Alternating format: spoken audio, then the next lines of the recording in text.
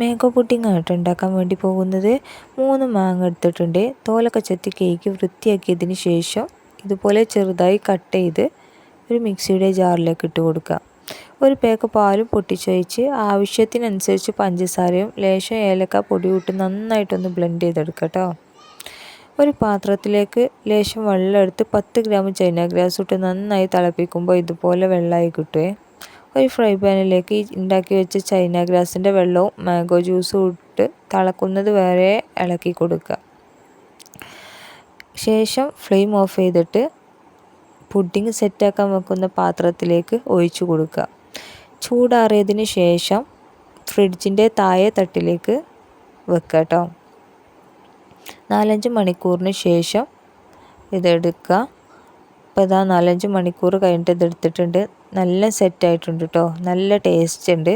അപ്പോൾ എല്ലാവരും ഒന്ന് ട്രൈ ചെയ്യുക. മറ്റൊരു വീഡിയോ ആയി വരുന്നത് വരേക്കും ബായ്.